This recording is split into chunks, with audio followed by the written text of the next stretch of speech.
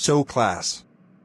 I'm sure you can agree that Skeleton Bob here has no body but himself to blame for his current predicament.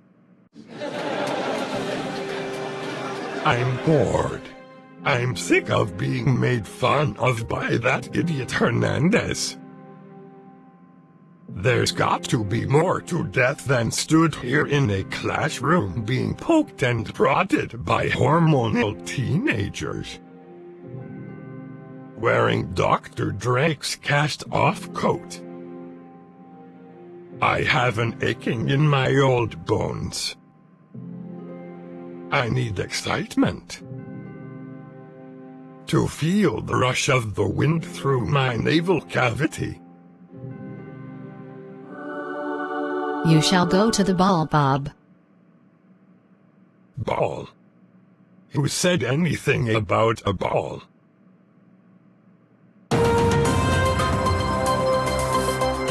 Good evening. I'm Steve Wachowski, and thanks for joining us here at PTV for our ongoing coverage of the Winter Olympics from Pyeongchang. And there's great excitement here tonight as Plotagon's only competing athlete goes in the Skeleton Bob event. So without any further ado, let's head across live to the Alpensia Sliding Center in Pyeongchang.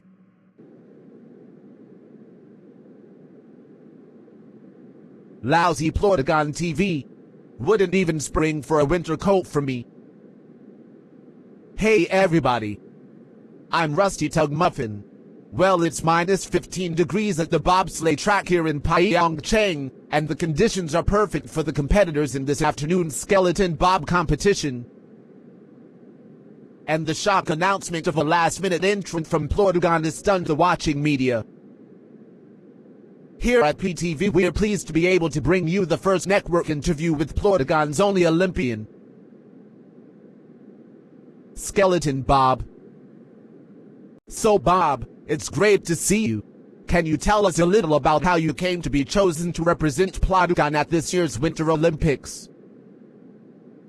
I'm Skeleton Bob. That's really great, Bob. So it convinced you that you had what it takes to be a Skeleton Bob athlete. I'm Skeleton Bob. I want some excitement. You do realize that the event you're entered into involves you being launched down a 500-meter ice track at 85 miles an hour, face first, lying on a piece of metal the size of a big tea tray. Right. Where is the tapioca pudding? I've heard it's the nicest tapioca pudding in the world. Bob, a number of athletes have sustained serious injury while taking part in the event. Are you sure that a complete novice such as yourself really ought to be putting yourself at risk?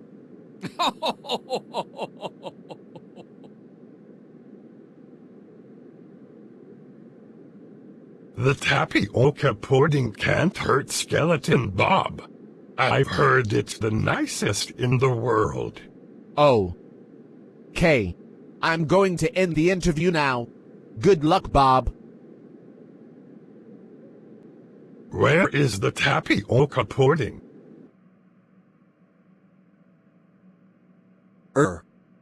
Well.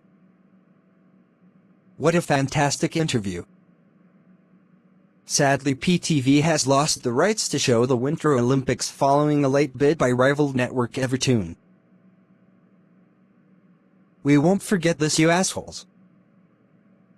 So our coverage of the Skeleton Bob event will just be me describing it for you. We're just getting ready for it, and are only seconds away now. Skeleton Bob is about to start his run, and he's off. And Skeleton Bob is having to be forcibly manhandled past the start gate by a couple of burly Plotagon heavies. Ooh. And that's a nasty injury as Bob's pelvis gets caught in the side of the ice wall. But his head and torso continue to rattle down the tracks. This guy doesn't know when he's beaten. He doesn't know when he's winning either. He seems only concerned for the procurement of tapioca pudding.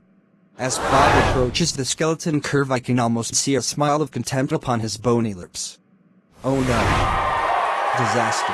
Bob's entire lower torso has flown off into the crowd and decapitated their passing dignitary. They'll be mourning on the streets of Azerbaijan tonight. Oh good God, Bob's been assaulted by a spectator, throwing a live chicken onto the track. The killing of their first lady hasn't gone down well with the Azerbaijanis. But that hasn't deterred the crowd, or Skeleton Bob, as he approaches the final curve. He's in first place. He only needs to safely negotiate this bend to create history and put the nation of Plotagonia on the world map by becoming its first Olympic champion. Oh no. I can't believe it. Bob stopped, just meters short of the finish line to take a telephone call. Our on-course mic is telling us that he's received the call, confirming his order for tapioca pudding. Oh, the humanity. Skeleton Bob finishes 26th and last in the Olympic Skeleton Bob competition, as his right finger disconnects and slides over the finish line. Ladies and gentlemen, we're sorry for the loss of signal at the end of that dramatic Skeleton Bob race. But we can go over now live to Rusty Tug Muffin, who has the nearly man. Skeleton Bob, with him. Rusty? Yeah, Steve, I'm back here with Plotagon Olympian, Skeleton Bob. Bob, what happened? I tried everything, but it all ended in disappointment. You were so close, you must be gutted. If I had any guts, I would surely be, as you say, gutted. So it's the worst thing about this for you, not winning a medal or letting your country down. Herm. Well, I'd have to say that it was the fact that the tapioca pudding was the worst I'd ever tasted in the world.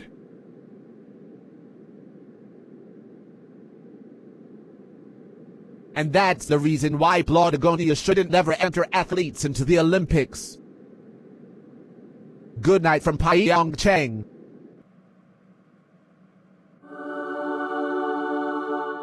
Okay. Who gave life to the skeleton? It was me, Lord. I'm sorry, he just seemed so sad. What have I told you about reanimation? It's bound to end in tears. Exactly. These Plotagonians are my latest creation. They need time to come to terms with my God-given laws. You can't start throwing zombie Olympians with a fascination for tapioca into the mix. It's just confusing. I'm sorry, Lord. I promise not to do it again. Will I be cast down? No. I am a merciful God, and I understand that constructive feedback is an important tool.